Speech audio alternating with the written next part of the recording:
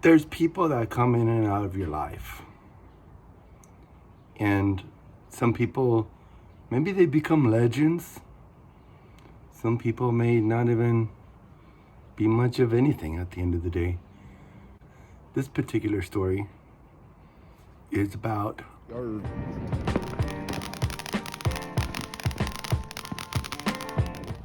So listen here, my friends, family, people that are interested, people that are not interested.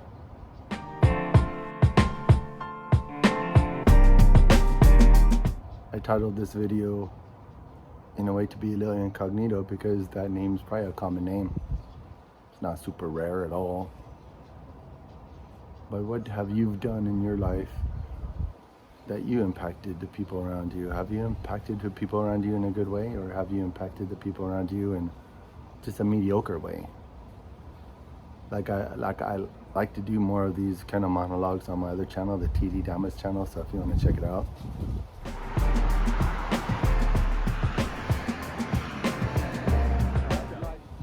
It's very true. It's still true no matter what channel I'm doing this on, is the whole idea of like, if this was your last day on earth, what would you do with it? Would you squander it? Or will you try to make things better for the people that are left over? It's like that one story. I really like that story about the... No, light side. Oh shoot, it's live action. Yeah, but... Oh my God. But there was this one guy that was about to be in deep trouble with his boss. He was about to get fired or brutalized. Something really bad was going to happen to him. So it was his last day on the job. But he was able to fix things for the people with debts. It's like the banker, like if you're already gonna be really messed up, why don't you go out with a bang and write off a bunch of debts or lower the debt or whatever you could do. So it's a good takeaway. Might not be the totally correct takeaway, but really if this is your last day, how are you gonna fix things for the people around you? Or do you just wanna squander it? Do all the drugs, have all the sex, have all the pleasure you can before you die. It's like eat, drink, and be merry, because tomorrow you die. But how about you use your last day to make it better for the people that are left over?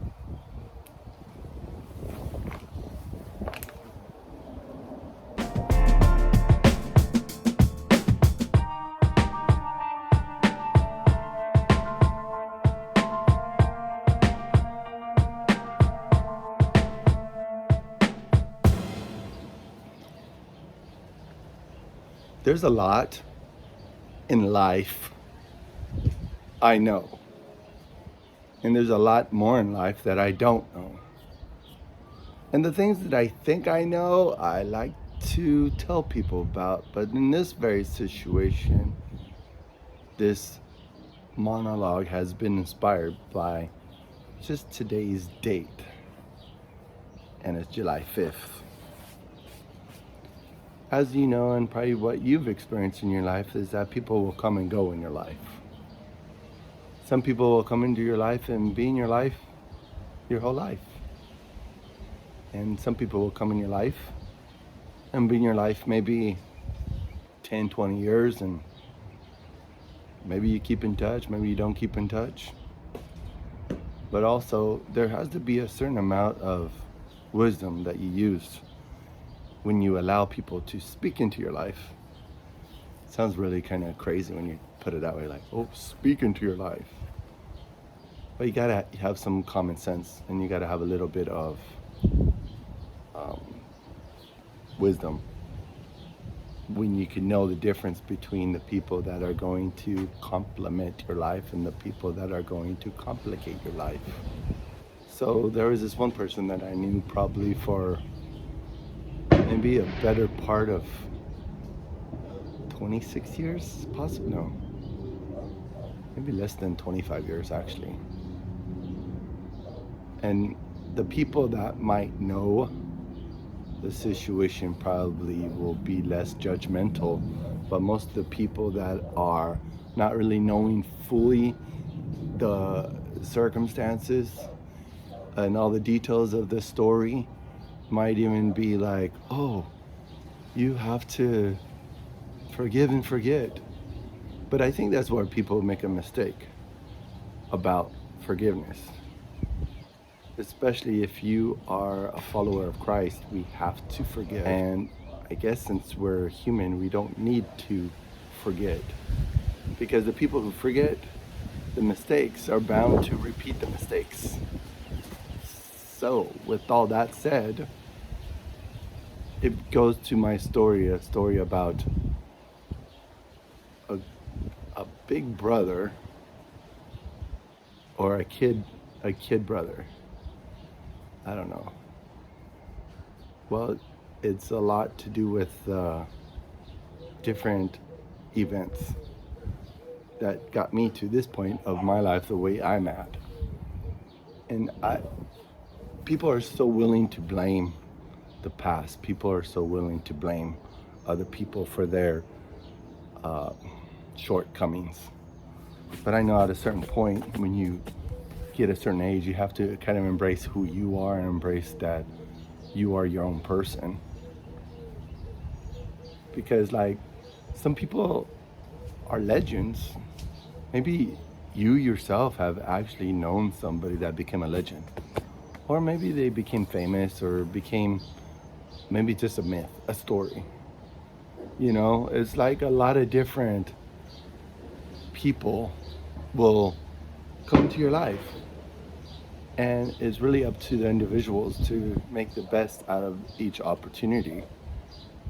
Like my family member, we call him, well, I remember calling him my half brother once because I was doing a newspaper in the neighborhood, and I was telling the neighborhood who, even before the neighborhood app, this was like in the maybe middle 90s. That's a whole another story. I did address the story in another video that maybe you could watch. Maybe I never even put that in the video. Maybe I could include that, but probably not, because I'm trying to throw this together in a quick way. And good editing takes probably, a better part of 8 hours. And especially since I'm kind of getting warmed up to the Adobe Premiere editing software, kind of leaves me to not do the best that I can. But with all that said, I know I probably said enough, and I really wanted to get to the point of July 5th. See, I was born on November 5th, so it's kind of interesting. And 5 is supposed to be a number for grace. That's why I named my video production Interroll 75, because that was the year that I was born. And 7 is supposed to be a number for perfection, and 5 is supposed to be a number for grace. So it kind of suits me. It's perfect grace that saves me. Perfect grace. Not any other kind of grace. Anyways, the legend I was talking about is my brother, my half brother. I don't talk to him. I saw him at my dad's funeral in 2017, the last time I talked to him. He kind of had an opportunity to come and have snacks with the family, but I had a wife at the time. And maybe if you watch my other videos, you could see maybe she kind of appeared a few times in them, but just as much as she appeared is how quickly she was out of the situation. And that story is going to be at a later date. Right now I'm kind of rehearsing for my main video. I'm going to put out my episode 5 for season 12. Season 12, episode 5 is going to be my response to Eudoxia. Ooh. So you guys got to stay tuned for that. But anyways, this is a subtle way to acknowledge somebody that was part of my life for nearly 25 years. And I'm 47 now, so I guess about 12 of those years, no, 22 of those years, I kind of went to another direction. Because some people will come into your life to try to manipulate you. They will come into your life to try to affect your life in a way that's not healthy. That's why you have to have wisdom to know who should be in your life and not be in your life. You know, no matter like how much you might have an emotional connection to them, you got to just come to the point like, hey, you know what? It's a done deal. I could even name off from some of my experiences as some people that I will keep my distance from now because they were part of my life and maybe they enjoyed me being in their life, but I didn't enjoy them being in my life. So it has to be a mutual enjoyment. So if you get anything out from this video, just think about the people who are in your life and maybe there is a relationship that you should work on or mend. Maybe there is a relative or a young person in your life or someone in your life that you just gotta be have some patience. Just having wisdom is everything. It just takes a little bit of wisdom to make it in this life. Probably takes a lot of wisdom if you're gonna succeed or prosper or have anything that's really important in your life. Because of course, I've said it many times before, you don't need to make your own mistakes. If you just have a little bit of trust in the family and friends around you, you don't need to make your own mistakes. Sometimes you gotta fight those feelings that are deep down inside that is going to make you do irrational things. So be rational if you can, by all means.